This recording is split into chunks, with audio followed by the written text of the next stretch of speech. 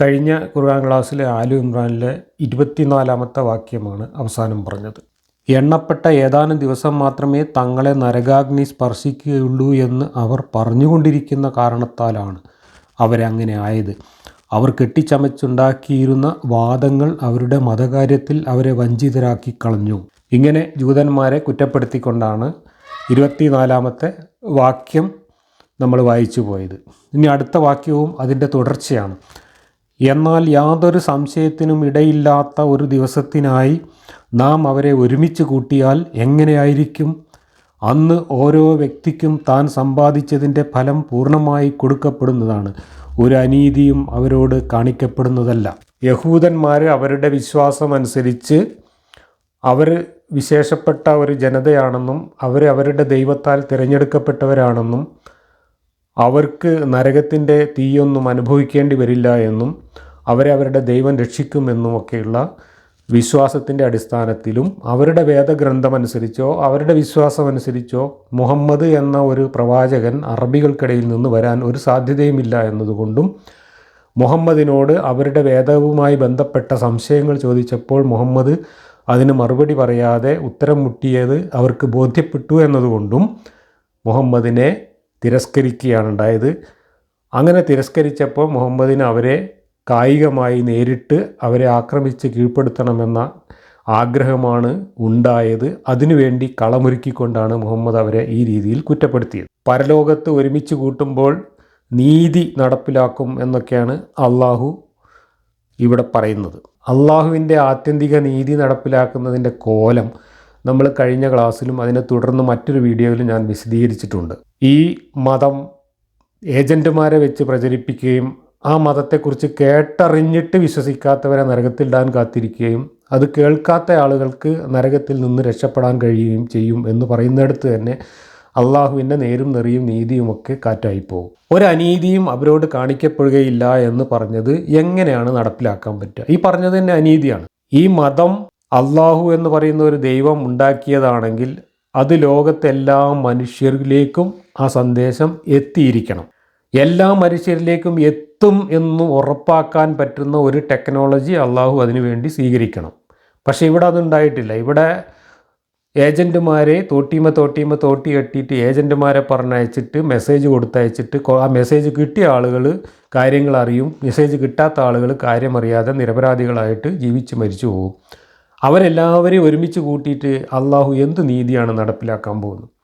അള്ളാഹു നീതിമാനായിരുന്നെങ്കിൽ അള്ളാഹു ചെയ്യേണ്ടിയിരുന്നത് അള്ളാഹു ജനിപ്പിച്ച എല്ലാ മനുഷ്യരിലേക്കും അള്ളാഹുവിന് പറയാനുള്ള കാര്യങ്ങൾ സന്ദേശമായിട്ട് ഡയറക്റ്റായിട്ട് എത്തിച്ചു കൊടുക്കണമായിരുന്നു. അതിനുള്ളൊരു ടെക്നോളജി ഒന്നും ഈ സർവ്വജ്ഞാനി സർവ്വശക്തനുമായ അള്ളാഹുവിനില്ല. അള്ളാഹു ഇങ്ങനെ വെളിച്ചപ്പാടുകളെ ഉപയോഗിച്ചിട്ട് മനുഷ്യ വെളിച്ചപ്പാടുകളെ ഉപയോഗിച്ചിട്ട് മെസ്സേജ് കൊടുത്തയച്ചിട്ടൊക്കെ നാടകം കളിക്കുകയാണ് ചെയ്യുന്നത്. ആ മെസ്സേജ് എത്ര പേരിലെത്തും? എത്ര ശതമാനം ആളുകളിലെത്തും? ആ മെസ്സേജ് എത്തിയാൽ തന്നെ ആ മെസ്സേജ് എത്ര ആൾക്കാർക്ക് മനസ്സിലാവും? മനസ്സിലായാൽ തന്നെ എത്ര ആൾക്കത് ബോധ്യപ്പെടും? അങ്ങനെ കേൾക്കാത്ത, മനസ്സിലാവാത്ത, ബോധ്യപ്പെടാത്ത കോടാനകോടി മനുഷ്യരെ, നിരപരാധികളായ മനുഷ്യരെ അതിൻ്റെ പേരിൽ നരകത്തിലിട്ട് പൊരിക്കും എന്നാണ് പറയുന്നത്. പിന്നെ ഇവിടെ നീതിപൂർവം വിചാരണ ചെയ്യും എന്നൊക്കെ പറഞ്ഞാൽ ആരെ എന്ത് മാനദണ്ഡം വെച്ചാണ് അള്ളാഹു വിചാരണ ചെയ്യാൻ പോകുന്നത്? ഇതൊക്കെ ജൂതന്മാരോട് പറഞ്ഞ പൊട്ടത്തരങ്ങളാണ്. തൽക്കാലം ജൂതന്മാരെ മുഹമ്മദിനെ വെള്ളം കുടിപ്പിച്ചപ്പോൾ അവരോടുള്ള മുഹമ്മദിൻ്റെ വിദ്വേഷം കാരണം യാതൊരു വെളിവും വെള്ളിയാഴ്ചയില്ലാതെ വിളിച്ചു പറഞ്ഞതാണ് ഈ കാര്യങ്ങളെല്ലാം. ഇനി 26-ാമത്തെ വാക്യം പറയുക, ആധിപത്യത്തിൻ്റെ ഉടമസ്ഥനായ അള്ളാഹുവേ, നീ ഉദ്ദേശിക്കുന്നവർക്ക് നീ ആധിപത്യം നൽകുന്നു, നീ ഉദ്ദേശിക്കുന്നവരിൽ നിന്ന് നീ ആധിപത്യം എടുത്തു നീക്കുകയും ചെയ്യുന്നു, നീ ഉദ്ദേശിക്കുന്നവർക്ക് നീ പ്രതാപം നൽകുന്നു, നീ ഉദ്ദേശിക്കുന്നവർക്ക് നീ നിന്ദ്യത വരുത്തുകയും ചെയ്യുന്നു, നിൻ്റെ കൈവശമത്രയേ നന്മയുള്ളത്, നിശ്ചയമായും നീ എല്ലാ കാര്യത്തിനും കഴിവുള്ളവനാകുന്നു. ഈ പറഞ്ഞത് മൊത്തം തെമ്മാടിത്തമാണ്, തിന്മയാണ്, അനീതിയാണ്. അപ്പോൾ പിന്നെ നിൻ്റെ കയ്യിൽ നന്മയുണ്ട് എന്ന് ഇവിടെ പറയുന്നതിൽ യാതൊരു അർത്ഥവുമില്ല. എന്ന് മാത്രമല്ല, എല്ലാം അള്ളാഹു ഉദ്ദേശിക്കുന്നതിനനുസരിച്ചാണ് എന്നാണ് ഇപ്പോൾ ഈ വാചകത്തിൽ പറഞ്ഞത്. ഇതിൻ്റെ തൊട്ട് മുമ്പ് പറഞ്ഞത് പ്രവാചകന്മാരെ കൂട്ടത്തോടെ കൊന്നുകളഞ്ഞു ഇസ്രായേല്യർ എന്നാണ്. എന്നിട്ട് ആ ഇസ്രായേല്യരെ അതിൻ്റെ പേരിൽ ആക്ഷേപിക്കുകയാണ് ചെയ്യുന്നത്. ഈ പറഞ്ഞതനുസരിച്ച് പ്രവാചകന്മാർ എത്ര കാലം പ്രവാചകത്വം ആയിട്ട് നടക്കണമെന്നും അത് കഴിഞ്ഞ് ഇവർ കൊല്ലപ്പെടണമെന്നും ഇവർ നിന്ദ്യരാക്കപ്പെടണമെന്നും ഇവർ അപമാനിക്കപ്പെടണമെന്നും ഒക്കെ ആരാ നിശ്ചയിച്ചത്? അള്ളാഹുവാണ് നിശ്ചയിച്ചത്. അള്ളാഹുവിൻ്റെ മെസ്സേജ് കൊടുത്തയക്കാൻ വേണ്ടി അള്ളാഹു കൂട്ടത്തോടെ നിയോഗിച്ച പ്രവാചകന്മാരെ ഇസ്രായേലിൽ കൂട്ടത്തോടെ കൊന്നു എന്നാണ് ഇതിൻ്റെ തൊട്ട് മുമ്പ് പറഞ്ഞത്. അതൊക്കെ അള്ളാഹു നിശ്ചയിച്ചതാണെന്നാണ് ഇവിടെ പറഞ്ഞത്. അതല്ല, അതൊന്നും അള്ളാഹുവിൻ്റെ നിശ്ചയത്തിൽ പെടില്ല എങ്കിൽ അള്ളാഹുവിൻ്റെ നിശ്ചയത്തിൽ പെടുന്നതും പെടാത്തതുമായ കാര്യങ്ങളുണ്ടോ? അങ്ങനെ ഉണ്ടാവാനും പറ്റില്ല. കാരണം എല്ലാം അള്ളാഹു നിശ്ചയിച്ചതാണ്. അങ്ങനെയാണെങ്കിൽ പ്രവാചകന്മാരെ കൂട്ടക്കൊല ചെയ്തത് അള്ളാഹുവിൻ്റെ നിശ്ചയപ്രകാരം അവരുടെ ആയുസ് അള്ളാഹു അങ്ങനെ ചുരുക്കിയത് കൊണ്ടാണെങ്കിൽ പിന്നെ അതിൻ്റെ പേരിൽ ജൂതന്മാരെ കുറ്റം പറയുന്ന അല്ലെങ്കിൽ ഇസ്രായേലിനെ കുറ്റം പറയാൻ അള്ളാഹുവിന് എന്താ അർഹതയുള്ളത്? ഞങ്ങളെപ്പോലെയുള്ള ആളുകൾ ഈ പൊട്ടത്തരങ്ങൾ വിശ്വസിക്കാതിരിക്കുന്നത് ഇത് ബോധ്യപ്പെടാത്തതുകൊണ്ടും ഇത് പൊട്ടത്തരമാണെന്ന് കൃത്യമായി ബോധ്യപ്പെട്ടതുകൊണ്ടാണ്.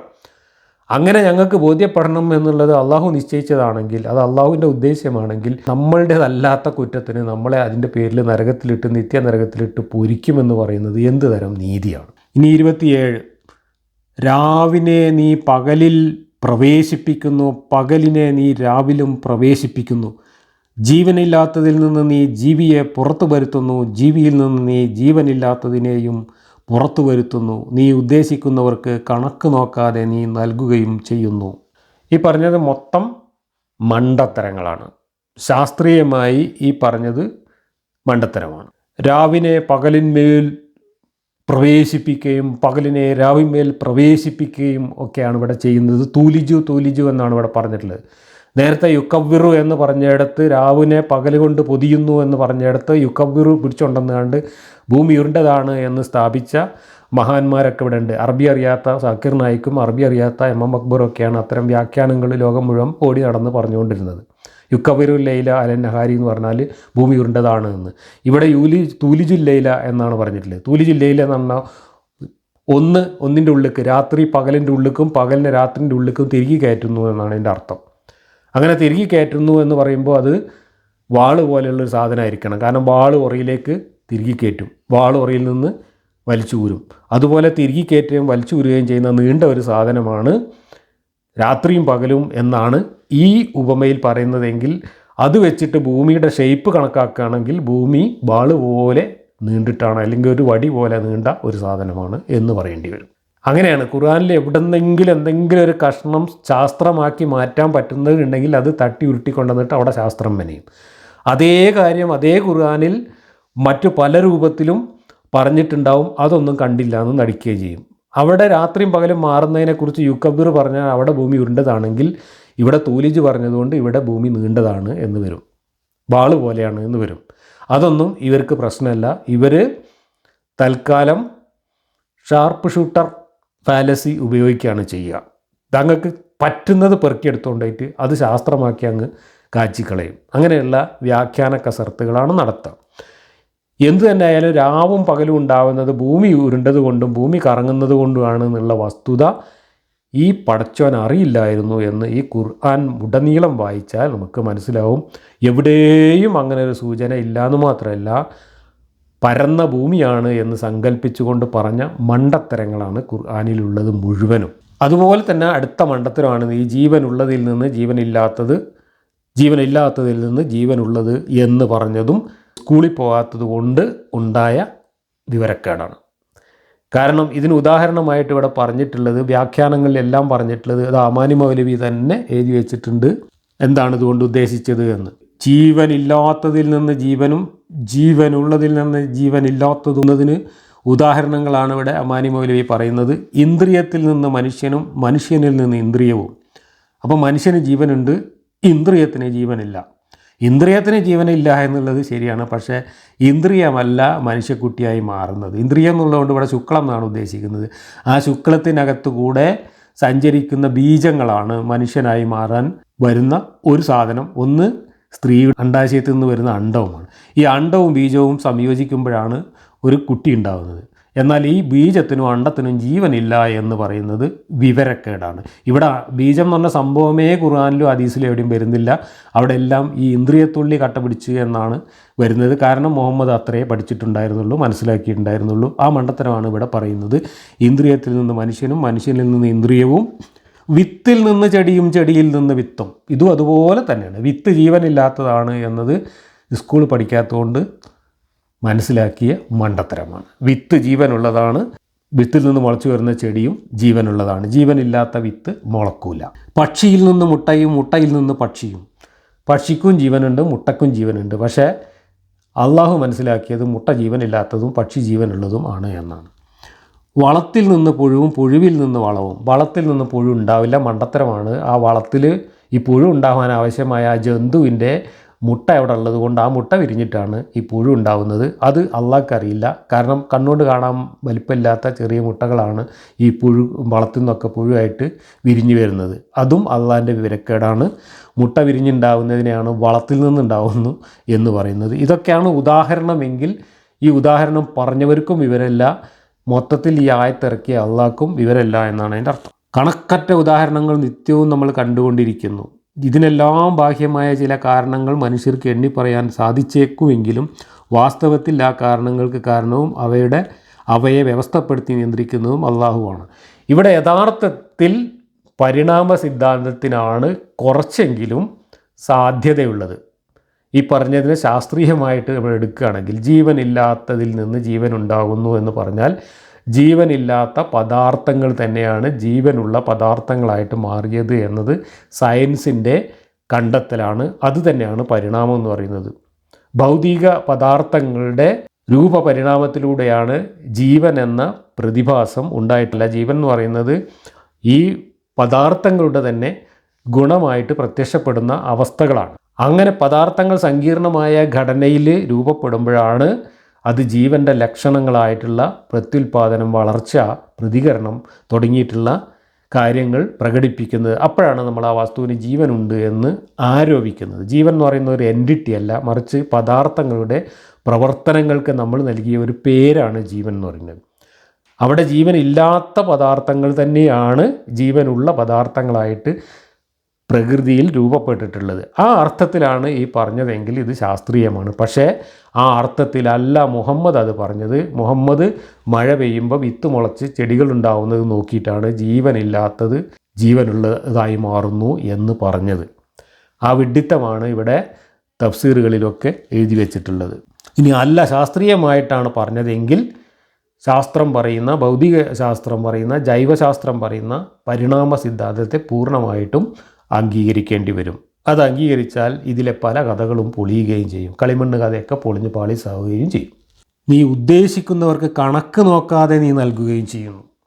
ഇത് മനുഷ്യർക്കിടയിലുള്ള ഉച്ചനീചത്വത്തിനും സാമ്പത്തികമായിട്ടുള്ള അസമത്വങ്ങൾക്കുമൊക്കെ മതങ്ങൾ പറയുന്ന ന്യായീകരണത്തിൻ്റെ ഭാഗമാണ്. അള്ളാഹുവാണ് അടിമകളെ ഉടമകളെ ഉണ്ടാക്കിയത് എന്നൊക്കെ ഈ ഖുർആനിൽ പലയിടത്തും പറഞ്ഞത് നമ്മളിതിനകത്ത് പറഞ്ഞു കഴിഞ്ഞിട്ട്, ഉള്ളവരെയും ഇല്ലാത്തവരെയും അതുപോലെ എല്ലാ കാര്യത്തിലും മനുഷ്യർക്കിടയിലെ അസമത്വങ്ങളെല്ലാം സൃഷ്ടിച്ചത് അള്ളാഹുവാണ് എന്ന് പറഞ്ഞുകൊണ്ട് മനുഷ്യർക്കിടയിലെ ചൂഷണത്തെയും അസമത്വത്തെയും ന്യായീകരിക്കുകയാണ് ചെയ്തിട്ടുള്ളത്. 28 സത്യവിശ്വാസികൾ സത്യവിശ്വാസികളെയല്ലാതെ സത്യനിഷേധികളെ മിത്രങ്ങളാക്കി വെക്കരുത്. അങ്ങനെ വല്ലവനും ചെയ്യുന്ന പക്ഷം അള്ളാഹുവുമായി അവന് യാതൊരു ബന്ധവുമില്ല. നിങ്ങൾ അവരോട് കരുതലോടെ വർത്തിക്കുകയാണെങ്കിലല്ലാതെ അള്ളാഹു അവനെപ്പറ്റി നിങ്ങൾക്ക് താക്കീത് നൽകുന്നു. അള്ളാഹുവിങ്കലേക്കത്രേ തിരിച്ചു ചെല്ലേണ്ടത്.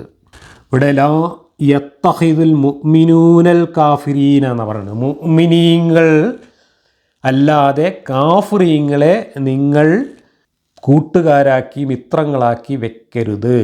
ഈ കഥ വിശ്വസിച്ച മുഅ്മിനീങ്ങളെ, വിശ്വാസികളെ അല്ലാതെ ഈ കഥ വിശ്വസിക്കാത്ത കാഫറുകളെ, അവിശ്വാസികളെ നിങ്ങൾ കൂട്ടുകാരാക്കി വെക്കരുത്. അങ്ങനെ വല്ലവനും ചെയ്യുന്ന പക്ഷം അള്ളാഹുവുമായി അവന് യാതൊരു ബന്ധവുമില്ല. നിങ്ങൾ അവരോട് കരുതലോടെ വർത്തിക്കുകയാണെങ്കിൽ അല്ലാതെ അള്ളാഹു അവനെപ്പറ്റി നിങ്ങൾക്ക് താക്കീത് നൽകുന്നു. അള്ളാഹുവിങ്കലേക്കത്രേ തിരിച്ചു ചെല്ലേണ്ടത്. അപ്പോൾ വിശ്വാസികളല്ലാത്ത ആളുകളോട് വളരെ കരുതലോടെ നിങ്ങൾ അത്യാവശ്യം ചില ബന്ധങ്ങൾ ഒഴിച്ച് ബാക്കി യാതൊരു തരത്തിലുള്ള ബന്ധങ്ങൾക്കും പോകരുത്. അത് അള്ളാഹുവിന് ഇഷ്ടമില്ല.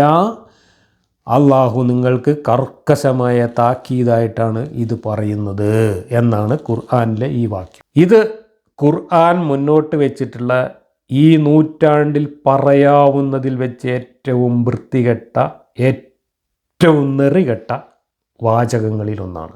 ഈ മതം തന്നെ ആധുനിക സമൂഹത്തിൻ്റെ മുന്നിൽ ഒരു തിന്മയായി, ഒരു തെമ്മാടിത്തമായി മാറുന്നതിന് ഈ ഒരൊറ്റ വാചകം മതി തെളിവായിട്ട്. അന്നത്തെ ജൂതന്മാരും മുഹമ്മദിൻ്റെ കൂടെ ഉണ്ടായിരുന്ന മദീനയിലെ ആളുകൾ, അൻസാറുകളായിട്ടുള്ള ആളുകളും തമ്മിലുണ്ടായിരുന്ന സൗഹൃദം, ആ സൗഹൃദത്തെ തകർക്കാൻ വേണ്ടി മുഹമ്മദ് പറഞ്ഞതാണ് എന്നാണ് ഇതിൻ്റെ സന്ദർഭങ്ങളിൽ നിന്ന് മനസ്സിലാവുന്നത്.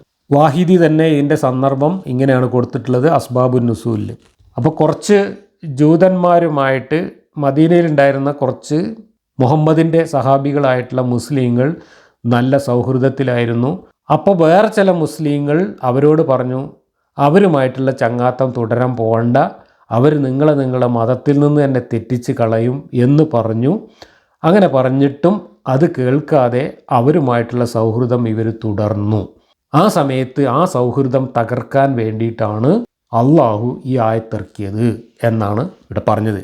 ആ ഗ്രൂപ്പിൽപ്പെട്ട 2 ഗ്രൂപ്പിലും പെട്ട ആളുകളുടെ പേരും ഒക്കെ പറഞ്ഞിട്ടുണ്ട്.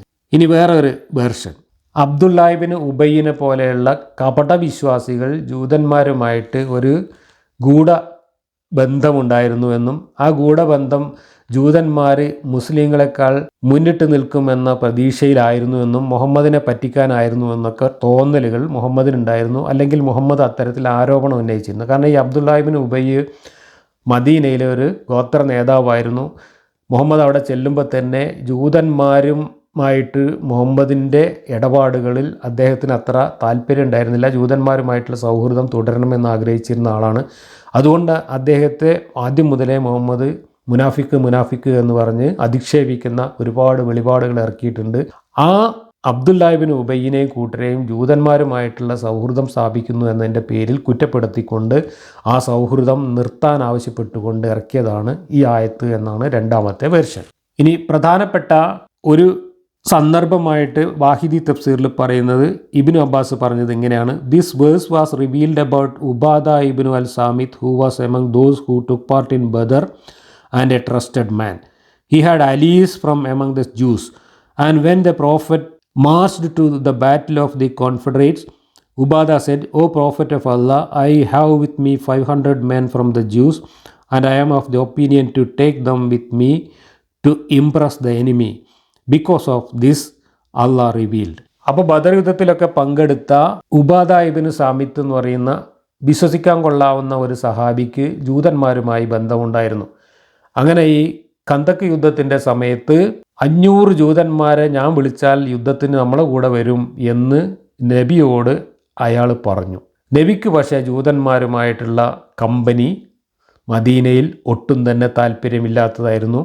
അതുകൊണ്ട് ജൂതന്മാർ വിശ്വസിക്കാൻ കൊള്ളാത്തവരാണ് എന്ന് പറഞ്ഞുകൊണ്ട് അവരുമായിട്ടുള്ള കമ്പനി വേണ്ട എന്ന് പറയാൻ ആ സമയത്ത് ഇറക്കിയതാണ് ഈ ആയത്ത് എന്നാണ് ഇവിടെ പറഞ്ഞത്. അപ്പോൾ യുദ്ധത്തിൽ നമ്മളെ സഹായിക്കാൻ എൻ്റെ കൂടെ 500 ജൂത പട്ടാളക്കാരുണ്ടാവും, അവരെ ഞാൻ വിളിച്ചോട്ടെ എന്ന് ചോദിച്ചപ്പോൾ അവർ വേണ്ട എന്ന് പറഞ്ഞുകൊണ്ട് മുഹമ്മദ് ഖന്തക്ക് യുദ്ധത്തിന് പുറപ്പെടുന്നതാണ് രംഗം. അപ്പോഴാണ് ഈ ആയത്തിറക്കിയത് എന്നാണ് ഒരു വേർഷൻ. മറ്റു വേർഷൻസാണ് നമ്മൾ ആദ്യം വായിച്ചത്. ഇതിലേതെടുത്താലും ശരി, മദീനയിലെ ജൂതന്മാരും മുഹമ്മദിൽ വിശ്വസിച്ച മുഹമ്മദിൻ്റെ അനുയായികളും തമ്മിൽ ഒരു തരത്തിലുള്ള സൗഹൃദവും തുടരാൻ പാടില്ല എന്ന് പ്രഖ്യാപിക്കാൻ വേണ്ടിയിട്ടാണ് ഈ ആയത്തിറക്കിയത് എന്നാണ് ഇതിൻ്റെ സബബുൻ നുസൂലിൽ നമ്മൾ മനസ്സിലാക്കുന്നത്. എന്നാൽ ഇത് ഖുർആനിലെ ഒരു വാക്യമായതുകൊണ്ട് ഇതിനെ ജനറലൈസ് ചെയ്തുകൊണ്ട് ഇസ്ലാമിൻ്റെ ഒരു നിലപാട് എന്ന നിലക്ക് ഇതിനെ വ്യാഖ്യാനിച്ചു കൊണ്ടാണ് ജനാധിപത്യ രാജ്യമായ ഇന്ത്യയിൽ പച്ചമലയാളത്തിൽ തഫ്സീർ എഴുതി വെച്ച സുന്നി മുജാഹിദ് ജമായത്തുകാരടക്കം ഇതിനെ വിശദീകരിച്ചിട്ടുള്ളത്. ഞാൻ ഓരോന്നോരോന്നായിട്ട് കൃത്യമായിട്ട് വായിക്കാം. ഇതിൻ്റെ ഗൗരവം നിങ്ങൾ മനസ്സിലാക്കണം. ഇത്രയും വൃത്തികെട്ട ഒരു വാചകം ഒരു ദൈവം തൻ്റെ സൃഷ്ടികളോട് പറയുമോ എന്ന് ചിന്തിക്കാൻ വേണ്ടിയിട്ടാണ് ഞാനിതെല്ലാം വായിച്ച് കേൾപ്പിക്കുന്നത്.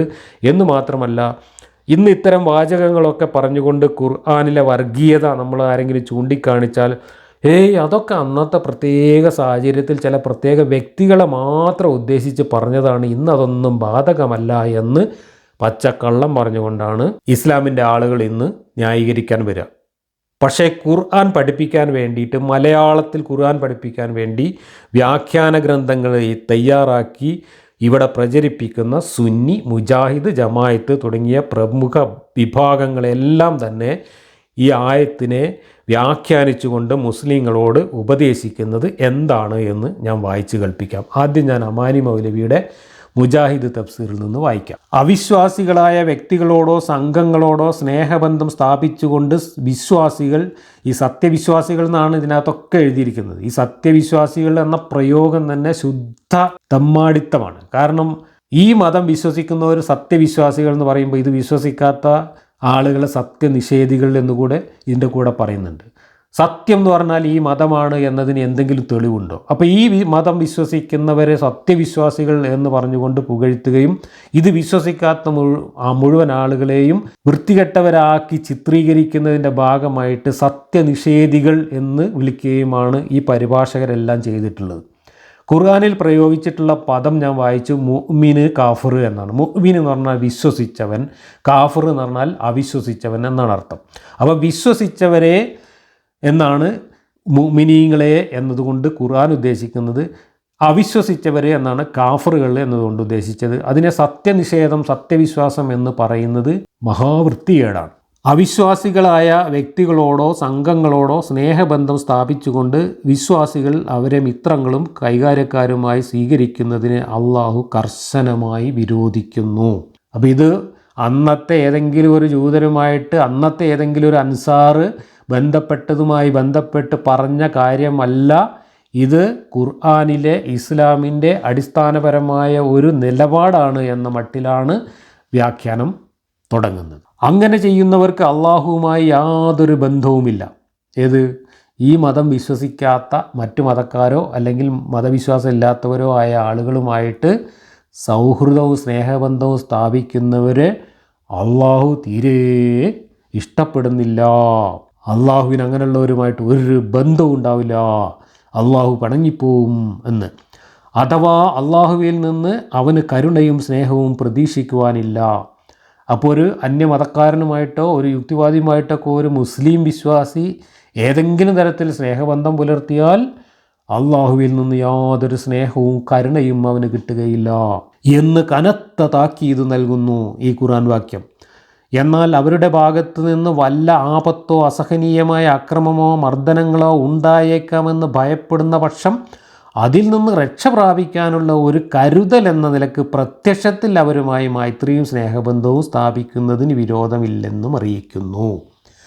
അപ്പോൾ അന്യമതക്കാരുമായിട്ട് കപടമായ ഒരു ബന്ധം അത്യാവശ്യമാണെങ്കിൽ തങ്ങളുടെ രക്ഷയ്ക്ക് വേണ്ടിയിട്ടും അവരെ കബളിപ്പിക്കാൻ വേണ്ടിയിട്ടും ചതി പ്രയോഗിക്കാൻ വേണ്ടിയിട്ടുമൊക്കെ അവരുമായിട്ട് സൗഹൃദബന്ധം സ്ഥാപിക്കുന്നതായിട്ട് അഭിനയിക്കുന്നതിൽ തെറ്റില്ല എന്നാണ് ഈ പറഞ്ഞതിൻ്റെ അർത്ഥം. പക്ഷേ ആ ബന്ധം പരിധിയിൽ കവിയുകയോ ആവശ്യത്തിൽ അധികമായി തീരുകയോ ചെയ്യുന്നത് സൂക്ഷിക്കണമെന്നും അല്ലാത്ത പക്ഷം അള്ളാഹു നടപടിയെടുക്കുമെന്നും കൂടി ഓർമ്മിപ്പിക്കുകയും ചെയ്തിരിക്കുന്നു. ശത്രുപക്ഷക്കാരുമായുള്ള അണഞ്ഞ ബന്ധം ഇസ്ലാമിനും മുസ്ലിങ്ങൾക്കും ദ്രോഹകരമായി തീരുമെന്നുള്ളതാണ് ഈ വിഷയത്തിൽ ഇത്രയും കർശനമായ താക്കീതിന് കാരണം. അപ്പോൾ ഈ മതത്തിൽ വിശ്വസിക്കാത്തവരെല്ലാം ഈ മതം വിശ്വസിക്കുന്നവരുടെ ശത്രുക്കളായിട്ടാണ് ഇസ്ലാം കാണുന്നത്. അവരുമായിട്ടുള്ള സൗഹൃദം ഈ മതത്തിന് എതിരാണ് എന്നാണ് ഈ പറഞ്ഞതിൻ്റെ അർത്ഥം. മാത്രമല്ല സ്വന്തം മതത്തിൻ്റെയും സമുദായത്തിൻ്റെയും നന്മയ്ക്ക് വേണ്ടത്ര വില കൽപ്പിക്കുന്നില്ലെന്നും ശത്രുക്കളുടെ നിലപാടുമായി പൊരുത്തപ്പെടുന്നുവെന്നുമാണല്ലോ അവരെ മിത്രങ്ങളായി കരുതുന്നതിൻ്റെ അർത്ഥം.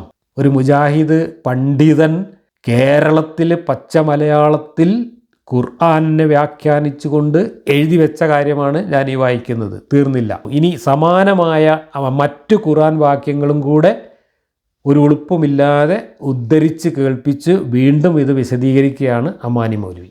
അള്ളാഹു പറയുന്നു, ഹേ വിശ്വസിച്ചവരെ, നിങ്ങൾ യഹൂദികളെയും ക്രിസ്ത്യാനികളെയും മിത്രങ്ങളാക്കി വെക്കരുത്. അവരിൽ ചിലരുടെ മിത്രങ്ങളത്രേ. നിങ്ങളിൽ നിന്ന് ആരെങ്കിലും അവരെ മിത്രങ്ങളാക്കുന്ന പക്ഷം അവൻ അവരിൽപ്പെട്ടവനായിരിക്കും. ഇത് ഖുർആനിലെ മായിദ സൂറത്തിലെ 51-ാം വാക്യമാണ്. വേറെ വാക്യം ഉദ്ധരിച്ചിരിക്കുകയാണ് ഇതിന് സമാനമായ വാക്യം.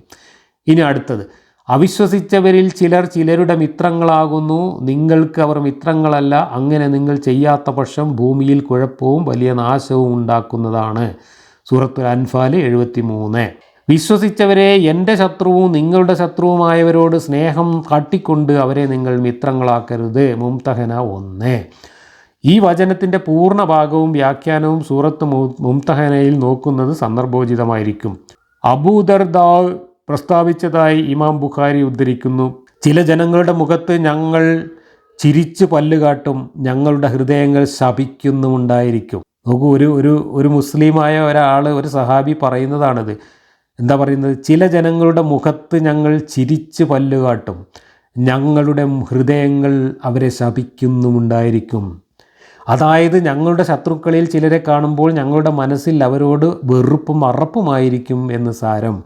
ഈ വചനത്തിൻ്റെ തഖിയ, അതായത് സൂക്ഷ്മത കാണിക്കുക, ചതി പ്രയോഗിക്കുക എന്ന് പറഞ്ഞതിൻ്റെ വ്യാഖ്യാനമായി ഇബ്നു അബ്ബാസിൽ നിന്ന് ഇമാം തൗരി മുതലായവർ ഇങ്ങനെ ഉദ്ധരിക്കുന്നു: പ്രവൃത്തി കൊണ്ടല്ല സൂക്ഷ്മത, നാവുകൊണ്ട് മാത്രമാണ് സൂക്ഷ്മത. അതായത് സംസാരത്തിലും പെരുമാറ്റത്തിലും സ്നേഹം പ്രകടിപ്പിക്കുകയല്ലാതെ ഹൃദയം ഇണങ്ങിക്കൊണ്ടുള്ള സ്നേഹമോ സ്നേഹബന്ധത്തിൻ്റെ അടിസ്ഥാനത്തിലുള്ള പ്രവർത്തനങ്ങളോ ഉണ്ടായിക്കൂടാ എന്ന് സാരം. അതാണ് തഖ്വിയ. അപ്പോൾ ഒരു മുസ്ലിം മറ്റു മതക്കാരോടും ഈ മതം വിശ്വസിക്കാത്തവരോടും ചിരിക്കുന്നുണ്ടെങ്കിൽ ആ ചിരി യാന്ത്രികമായ ചിരിയാണ്. ചിരിക്കുമ്പോഴും അയാളുടെ മനസ്സ് അയാളെ അറപ്പോടെ വെറുപ്പോടെ ശപിച്ചുകൊണ്ടിരിക്കണം. എങ്കിലേ ഇവൻ അള്ളാഹുവിന് ഇഷ്ടപ്പെട്ട ഒരു മുഅ്മിനാവുകയുള്ളൂ എന്നാണ് മൊയ്ലിയാർ വിശദീകരിച്ച് തരുന്നത്, ഖുർആനും ഹദീസും ഉദ്ധരിച്ചുകൊണ്ട്. ഗത്യന്തരമില്ലാത്ത ഘട്ടത്തിൽ ഹൃദയത്തിൽ സത്യവിശ്വാസം ഉറപ്പിച്ചുകൊണ്ട് കുഫറിൻ്റെ വല്ല വാക്കുകളും പറയേണ്ടി വന്നാൽ അതിന് വിരോധമില്ല എന്ന് സൂറത്തു നഹ്ൽ 106 അള്ളാഹു വ്യക്തമാക്കിയിട്ടുള്ളതാണ്. അപ്പോൾ ഗത്യന്തരമില്ലെങ്കിൽ, എവിടുന്നെങ്കിലും ജീവൻ രക്ഷപ്പെട്ടു പോകണമെങ്കിൽ ഞാൻ ഈ ഇസ്ലാമിലൊന്നും വിശ്വസിക്കുന്നില്ല എന്ന് തൊള്ളോണ്ട് വേണമെങ്കിൽ പറയാം. മനസ്സിൽ ഈമാൻ ഉറപ്പിച്ചിട്ട് അള്ളാഹുവിനോട് കാര്യം പറഞ്ഞ് മനസ്സിലാക്കി കൊടുത്തിട്ട് വേണമെങ്കിൽ അങ്ങനെ ഒരു ചതി പ്രയോഗിക്കാം എന്ന് ഖുർആനിൽ പറഞ്ഞിട്ടുണ്ട് എന്നാണ് പറയുന്നത്. ഇപ്പോൾ മുജാഹിദുകൾ സലഫികളാണ്, അവർ തീവ്രവാദികളാണ്, അതുകൊണ്ട് അവർ ആ നിലപാടുകളൊക്കെ പറയും, സ്വാഭാവികമാണ്. സുന്നികൾ അങ്ങനെയല്ല. സുന്നികൾ കുറച്ചും കൂടെയൊക്കെ ആധുനിക കാലത്ത് ബഹുസ്വരതയുടെ സംസ്കാരം ഉൾക്കൊണ്ട് ജീവിക്കാൻ തയ്യാറുള്ളവരാണ്, മറ്റ് മതക്കാരോടൊക്കെ കുറച്ചും കൂടെയൊക്കെ സൗമ്യമായി പെരുമാറുന്നവരാണ് എന്നൊക്കെയാണ് നമ്മളൊക്കെ ധരിച്ചു വച്ചിട്ടുള്ളത്. അങ്ങനെയുള്ള സുന്നികളുടെ പണ്ഡിതനായ കൂറ്റനാട് മുഹമ്മദ് മുസ്ലിയാർ അദ്ദേഹത്തിൻ്റെ ഖുർആൻ വ്യാഖ്യാനത്തിൽ എഴുതി വെച്ചിട്ടുള്ളത് കൂടി ഞാൻ വായിച്ച് കേൾപ്പിക്കാം. ആധിപത്യവും അന്തസ്സുമെല്ലാം അള്ളാഹുവിൻ്റെ പക്കലാണെന്നും താൻ ഉദ്ദേശിച്ചവർക്ക് അവനത് നൽകുമെന്നും അവൻ സർവശക്തനാണെന്നും മറ്റും ഉണർത്തിയ ശേഷം മുസ്ലിങ്ങളോട് അവൻ ഒരു കാര്യം ഉപദേശിക്കുകയാണ്. മുസ്ലിങ്ങളുടെ അന്തസ്സും ഭദ്രതയും സുരക്ഷിതമായിരിക്കേണ്ടതിന് അവർ പരസ്പരമുള്ള സ്നേഹബന്ധം ശക്തിപ്പെടുത്തുകയും സത്യനിഷേധികളെ അതിൽ നിന്ന് ഒഴിച്ചു നിർത്തുകയും ചെയ്യണം. ഏതൊരു പ്രസ്ഥാനത്തിൻ്റെയും സംഘടനയുടെയും പുരോഗതിക്കും നിലനിൽപ്പിനും ചില പരിപാടികൾ ആവശ്യമാണ്. അതിൽ അവർക്കിടയിൽ ചില രഹസ്യങ്ങളും ഉണ്ടായിരിക്കും. അത് മറ്റുള്ളവർ അറിയുന്നത് സംഘടനയ്ക്ക് ഹാനികരമായി തീരുകയാണ് ചെയ്യുക. അതിനാൽ സത്യവിശ്വാസികൾ സത്യനിഷേധികളുമായി മൈത്രിബന്ധം പുലർത്തുന്നത് ഇസ്ലാമിന് ദോഷം വരുത്തും. ഇസ്ലാമിന് ദോഷം വരുത്തിക്കൊണ്ട് ഇതര മതസ്ഥരുമായി ബന്ധം പുലർത്തുന്നവർക്ക് അള്ളാഹുവുമായി യാതൊരു ബന്ധവുമില്ല. ഇതരന്മാരുടെ സ്നേഹം നേടുവാനായി ഇസ്ലാമിൻ്റെ താല്പര്യം ബലി കഴിക്കുന്ന ആളുകൾ ഇതൊന്ന് ഗൗരവപൂർവ്വം ചിന്തിക്കേണ്ടതാണ്. എന്നാൽ ചില കാലത്തിൻ്റെയോ സ്ഥലത്തിൻ്റെയോ പ്രത്യേകത നിമിത്തം അന്യരുടെ ഉപദ്രവം ഭയപ്പെടുന്നുവെങ്കിൽ പ്രത്യക്ഷത്തിൽ അവരുമായി യോജിപ്പ് വെളിപ്പെടുത്താം. പക്ഷെ അപ്പോഴും ഹൃദയം കൊണ്ട് യോജിപ്പുണ്ടാവാൻ പാടില്ലാത്തതാണ്. അള്ളാഹുവിൻ്റെ നിയമങ്ങൾക്കെതിര് ചെയ്യുന്നതിനെക്കുറിച്ചുള്ള താക്കീത് നാം സഗൗരവവും ഗൗനിക്കേണ്ടതാണ്. ഈ സൂക്തത്തിൻ്റെ അവതരണ പശ്ചാത്തലം മനസ്സിലാക്കുമ്പോഴേ ഇതിൻ്റെ ഗൗരവം സ്പഷ്ടമാവുകയുള്ളൂ. ഇമാം ഇബ്നു അബ്ബാസ് പറയുന്നു, ഉബാദത്ത് ബിൻ മുസാമിത്തിന് ജൂതന്മാരിൽപ്പെട്ട കുറേ സഖ്യമിത്രങ്ങൾ ഉണ്ടായിരുന്നു.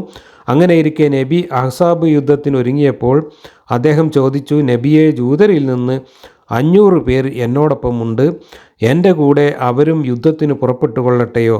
എങ്കിൽ നമുക്ക് ശത്രുക്കളെ ജയിച്ചടക്കാൻ കഴിയും.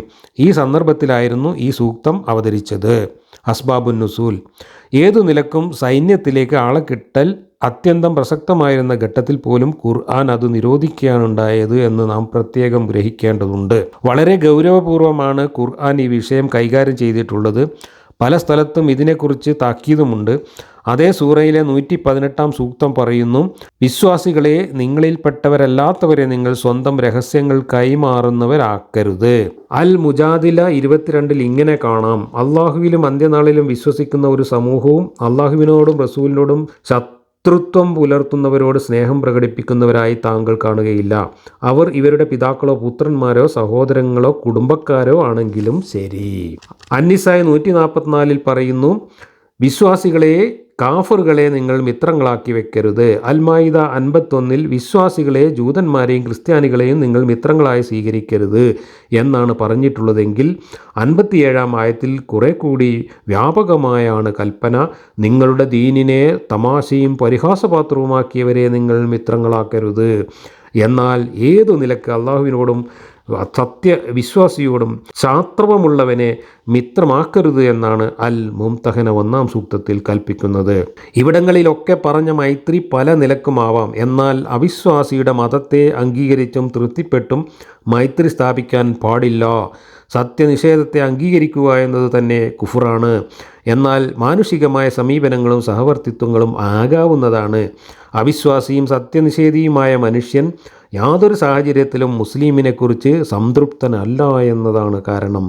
സന്ദർഭം കിട്ടുമ്പോഴൊക്കെ ഇസ്ലാമിന് എന്തെങ്കിലും ദോഷം വരുത്താനേ അവൻ ശ്രമിക്കൂ. ഈ പശ്ചാത്തലത്തിൽ ഒരു മുസ്ലിമിൻ അവിശ്വാസിയും നിഷേധിയുമായ മനുഷ്യനോട് എങ്ങനെ വിശ്വസിച്ച് കൂട്ടുകൂടാനാവും? അവനെ രഹസ്യങ്ങൾ കൈമാറുന്ന പദവിയിൽ അവരോധിക്കുവാനും എങ്ങനെ സാധിക്കും? ഈ വായിച്ചതിൽ നിന്നൊക്കെ മനസ്സിലാവുന്ന ഒരു കാര്യം, ഒരു മുസ്ലിം വിശ്വാസി ഒരു കാരണവശാലും മുസ്ലിം വിശ്വാസി അല്ലാത്തവരുമായിട്ട് ആത്മബന്ധം പുലർത്താൻ പാടില്ല. വേണമെങ്കിൽ അവരെ കാണുമ്പോൾ ചിരിച്ച് കാണിക്കാം, വെറുതെ പല്ല് കാണിക്കാം. ഉള്ളിലവരെ വെറുത്തുകൊണ്ടിരിക്കണം, ശപിച്ചുകൊണ്ടിരിക്കണം. അതല്ലാതെ ഒരു കാരണവശാലും ഒരു അന്യമതക്കാരനുമായിട്ടോ അതല്ലെങ്കിൽ ഈ മതത്തെ നിരസിക്കുന്നവരുമായിട്ടോ ഒരു തരത്തിലുള്ള സൗഹൃദ ബന്ധവും സ്ഥാപിക്കാൻ പാടില്ല എന്ന് കർക്കശമായി ഈ ഖുർആൻ നിർദ്ദേശിച്ചിട്ടുണ്ട് എന്നാണ് ഈ വാക്യവും സമാനമായ കുറേ വാക്യങ്ങളും ഹദീസുകളും ഉദ്ധരിച്ചുകൊണ്ട് സുന്നി പണ്ഡിതനും മുജാഹിദ് പണ്ഡിതനും ഇതുതന്നെയാണ് മൗദൂദി പണ്ഡിതനും ഒക്കെ നമ്മളോട് പറയുന്നത്. ഈ മതം എത്രത്തോളം ആധുനിക കാലത്ത് മനുഷ്യത്വ വിരുദ്ധമാണ്, എത്രമാത്രം വർഗീയമാണ്, എത്രമാത്രം സങ്കുചിതമാണ് എന്ന് ഈ വാക്യങ്ങളും ഇതിൻ്റെ വ്യാഖ്യാനങ്ങളും ഇതുമായി ബന്ധപ്പെട്ട കാര്യങ്ങളും തെളിയിക്കുന്നു എന്ന് മാത്രമല്ല, മറ്റുള്ളവരൊക്കെ മുസ്ലിങ്ങളെ വെറുക്കുന്നവരും മുസ്ലിങ്ങളുടെ ശത്രുക്കളും മുസ്ലിങ്ങളെ നശിപ്പിക്കാൻ ആഗ്രഹിക്കുന്നവരുമാണ് എന്ന ഒരു മുൻവിധിയോട് കൂടിയാണ് ഈ മതപണ്ഡിതന്മാരൊക്കെ ഈ നിർദ്ദേശം മുന്നോട്ട് വയ്ക്കുന്നത്. യഥാർത്ഥത്തിൽ മുസ്ലിങ്ങളെ സ്നേഹിക്കുകയും മുസ്ലിങ്ങൾക്ക് ആധുനിക ലോകത്ത് അവർ അഭയം നൽകുകയും അവരുടെ എല്ലാവിധ വിശ്വാസ സ്വാതന്ത്ര്യങ്ങളും അനുവദിച്ചു കൊടുക്കുകയും ചെയ്തുകൊണ്ട് ഒരു ലിബറൽ സമൂഹത്തിൽ മുസ്ലിങ്ങൾ ഇന്ന് അനുഭവിച്ചു കൊണ്ടിരിക്കുന്ന മനുഷ്യത്വപരമായ എല്ലാ പരിഗണനകൾക്കും നേരെ വിരുദ്ധമായ സമീപനമാണ് ഇസ്ലാം എന്ന മതം ഈ മുസ്ലിമിൻ്റെ തലച്ചോറിലേക്ക് കുത്തിവെക്കുന്നത് എന്നർത്ഥം. ഇതുകൊണ്ട് തന്നെയാണ് ഇന്ന് മുസ്ലിങ്ങൾ ലോകത്ത് പല നാടുകളിലും പല സമൂഹങ്ങളിലും വെറുക്കപ്പെടുന്നത്. കാരണം ഇതാണ് സമീപനം. മറ്റു മതക്കാരോട് മനുഷ്യത്വപരമായ സൗഹൃദം പോലും പുലർത്താൻ പാടില്ല എന്ന് ദൈവത്തിൻ്റെ പേരിൽ ഇറക്കിയ പുസ്തകത്തിലാണ് ആവർത്തിച്ച് പറയുന്നത്. എന്നിട്ട് അതിനെ വ്യാഖ്യാനിച്ചുകൊണ്ട് പണ്ഡിതന്മാരും ഇത് തന്നെയാണ് പറയുന്നത്. തഖിയ കാണിക്കാനാണ് പറയുന്നത്, ചതി പ്രയോഗിക്കാൻ. അവരെ കാണുമ്പോൾ വേണമെങ്കിൽ ഒന്ന് ചിരിച്ചു കൊടുത്തോളൂ, പക്ഷേ ഹൃദയത്തിൽ സ്നേഹബന്ധം ഉണ്ടാവാൻ പാടില്ല. എത്ര ഉളുപ്പില്ലാതെയാണ് ഇതൊക്കെ എഴുതി വച്ചിട്ടുള്ളത് നോക്കൂ. സത്യത്തിൽ ഇതൊന്നും ഇവിടെ പറയാൻ പാടില്ലാത്തതാണ്. ഒരു ഖുർആൻ ക്ലാസ് ആയതുകൊണ്ടും ഈ ഖുർആനിൻ്റെ തനിനിറം എന്താണ് എന്ന് മുസ്ലിം വിശ്വാസികൾ മനസ്സിലാക്കണമെന്നും ഉദ്ദേശിക്കുന്നത് കൊണ്ട് മാത്രമാണ് ഞാനിത് ഇവിടെ പറയുന്നത്. എന്നാൽ 90% സാധാരണ വിശ്വാസികൾ ഈ ഖുർആനൊന്നും ഈ രീതിയിൽ ആഴത്തിൽ പഠിച്ചിട്ടില്ലാത്ത, കേവലം മദ്രസ വിദ്യാഭ്യാസം മാത്രം നേടി നിസ്കാരം നോമ്പുമായിട്ട് കഴിഞ്ഞുകൂടുന്ന സാധാരണ മുസ്ലിം ജനങ്ങൾ ഇങ്ങനെ പെരുമാറുന്നവരല്ല, ഇങ്ങനെ ചിന്തിക്കുന്നവരുമല്ല. പക്ഷേ ഇങ്ങനെ പെരുമാറുകയും ഇങ്ങനെ ചിന്തിക്കുകയും ചെയ്യുന്നത് ആരാണ്? ഈ മതം കണക്കിലധികം അളവിൽ തലയിൽ കുത്തിക്കയറ്റിയിട്ടുള്ള ആളുകളാണ്. അത് നിങ്ങൾക്ക് ഈ സമൂഹത്തെ നോക്കിയാൽ തന്നെ തിരിച്ചറിയാൻ പറ്റും. അങ്ങനെയുള്ള ആളുകൾ ഈ മതം ഒരു പരിധിയിലേറെ അകത്ത് വിഴുങ്ങി ഈ മതം പേറി നടക്കുന്ന കുറച്ച് മതജീവികളുണ്ട് ഇവിടെ. സാധാരണ മുസ്ലിങ്ങളെ അല്ല ഉദ്ദേശിക്കുന്നത്. സാധാരണ മുസ്ലിങ്ങൾ ഇതൊന്നും പഠിക്കുന്നില്ല. ഇതൊക്കെ പഠിച്ച് വിശ്വസിച്ച് പോകുന്നവരാണെങ്കിൽ അവരും ഇതുപോലെ ആയിത്തീരും. മറിച്ച് ഇതൊക്കെ പഠിച്ചാൽ ഇത് മനുഷ്യത്വ വിരുദ്ധമാണെന്ന് മനസ്സിലാക്കി ഇത് വലിച്ചെറിഞ്ഞ് മുനാഫിക്കായി കപടവിശ്വാസിയായി ഇവിടെ മനുഷ്യരായി ജീവിക്കുന്നവരാണ് മഹാഭൂരിപക്ഷവും. അങ്ങനെയുള്ള മുസ്ലിങ്ങളും മിതമായ തോതിൽ ഇതൊക്കെ വിശ്വസിച്ച് പോകുന്ന മുസ്ലിങ്ങൾ, ഇത് പഠിക്കാതെ ഇത് വേണ്ട രീതിയിൽ ഉൾക്കൊള്ളാതെ മിതമായ ഒരു തോതിൽ മാത്രം ഈ മതം വിശ്വസിച്ച് ജീവിക്കുന്ന മുസ്ലിങ്ങളും ഒക്കെ ഉൾക്കൊള്ളുന്ന ഒരു 90% സാധാരണ മനുഷ്യർ, വിശ്വാസികളും കപടവിശ്വാസികളുമായ സാധാരണ മനുഷ്യർ ഇങ്ങനെ ചിന്തിക്കുകയോ ഇങ്ങനെ പെരുമാറുകയോ ഇല്ല. അത് നമുക്ക് ഈ സമൂഹത്തിൽ വ്യക്തമാണ്. പക്ഷേ വയനാട്ടിൽ ഈ ദുരന്തമുണ്ടായ സമയത്ത് മനുഷ്യർ മുഴുവൻ അവിടെ ജീവകാരുണ്യ പ്രവർത്തനങ്ങൾക്കായി ഏർപ്പെട്ട സമയത്ത് ജാതി മത രാഷ്ട്രീയം എല്ലാം മറന്ന് മനുഷ്യർ എന്ന നിലക്ക് ഒറ്റക്കെട്ടായി നിന്ന് പ്രവർത്തിക്കുന്ന സമയത്താണ് ഒരു മതജീവി വയല് പറയുന്നത് നമ്മൾ കേട്ടത്. അവിടെ ജീവകാരുണ്യം, മരുന്ന് കൊടുക്കലും ഭക്ഷണം കൊടുക്കലും വീടുണ്ടാക്കി കൊടുക്കലും മയ്യത്ത് മാന്തലും ഒന്നും അല്ല ചെയ്യേണ്ടത്, അവിടെ പോയിട്ട് നമ്മൾ തൗഹീദ് പഠിപ്പിക്കലാണ് വേണ്ടത്. നമ്മളൊക്കെ കേട്ടതാണ്, ഞാൻ ഇതിനു മുമ്പ് പറഞ്ഞതാണ്. ആ ജാതി വിഷജീവികളായിട്ട് ഈ മതവിശ്വാസികൾ മാറുന്നത് ഈ വിഷം കൂടിയ അളവിലകത്ത് കയറുന്നത് കൊണ്ടാണ്. അത് ഈ വിശ്വാസികളെ പറഞ്ഞ് ബോധ്യപ്പെടുത്തി ഇത് വിഷജന്യമായ ഒരു വിശ്വാസ സംഹിതയാണെന്നും നേരും നെറിയുമുള്ള ഒരു ദൈവം ഈ മാതിരി വൃത്തികേടുകൾ സ്വന്തം സൃഷ്ടികളെ പഠിപ്പിക്കുകയില്ല എന്നും ഇത് മുഹമ്മദ് എന്ന സ്വാർത്ഥ തൽപരനായ ഒരു ഗോത്ര നേതാവ് അയാളുടെ രാഷ്ട്രീയ താല്പര്യങ്ങൾക്ക് വേണ്ടി എഴുതി പിടിപ്പിച്ചിട്ടുള്ള അസംബന്ധങ്ങൾ മാത്രമാണ് എന്നും വിശ്വാസി സമൂഹത്തോട് പറയാൻ വേണ്ടി മാത്രമാണ് ഞാൻ ഈ കാര്യങ്ങൾ ഇവിടെ വായിച്ച് കേൾപ്പിച്ചത്. അതല്ലാതെ ഇതൊരു മതേതര ജനാധിപത്യ സമൂഹത്തിൽ വായിച്ച് കേൾപ്പിക്കാൻ പോലും പാടില്ലാത്ത അത്ര വൃത്തികെട്ട കാര്യങ്ങളാണ്. ഇതാണ് ഖുർആൻ, ഇതാണ് ഇസ്ലാം. ഈ ഇസ്ലാമിനെ മിതമായ തോതിലല്ലാതെ ആരൊക്കെ ഉൾക്കൊള്ളുകയും വിഴുങ്ങുകയും ചെയ്തിട്ടുണ്ടോ അവർ മനുഷ്യരല്ലാതായിത്തീരും. അതുകൊണ്ടാണ് മതം ഉപേക്ഷിക്കൂ മനുഷ്യരാകൂ എന്ന് പറയുന്നത്. മതവിശ്വാസികൾ ആരും മനുഷ്യരല്ല എന്നല്ല അതിൻ്റെ അർത്ഥം. 90% വിശ്വാസികളും ഒരു പാകത്തിന് വിശ്വാസം ഉൾക്കൊണ്ട് ജീവിക്കുന്നവരായതുകൊണ്ട്, ഇതിൻ്റെ വിഷാംശം വളരെ ചെറിയ തോതിൽ മാത്രം ഉൾക്കൊണ്ടവരായതുകൊണ്ട് ഇങ്ങനെയൊന്നും ചിന്തിക്കുകയോ പ്രവർത്തിക്കുകയോ ചെയ്യുന്നില്ല. അതുകൊണ്ട് ആ വിശ്വാസികൾ സമൂഹത്തിന് ദോഷം ചെയ്യുന്നവരല്ല. പക്ഷേ ഈ വിശ്വാസം കണക്കിലധികം ഉള്ളിൽ കയറ്റി വെച്ചിട്ടുള്ള ഒരു ചെറിയ ശതമാനം ആളുകൾ ഇവിടെ ഉണ്ട്. അവരാണ് വിഷം ചീറ്റുന്നത്, അവരാണ് ഈ സമൂഹത്തെ മൊത്തം നശിപ്പിക്കുന്നത്, അവരാണ് ഇവിടുത്തെ സൗഹാർദ്ദം നശിപ്പിക്കുന്നത്, അവരാണ് മനുഷ്യനല്ലാതാക്കി തീർക്കുന്നത്. ഇത്രയും പറയാൻ വേണ്ടിയിട്ടാണ് ഞാനിത് വായിച്ചത്. അടുത്ത വാക്യം മുതൽ നമുക്ക് അടുത്ത ക്ലാസ്സിൽ തുടരാം.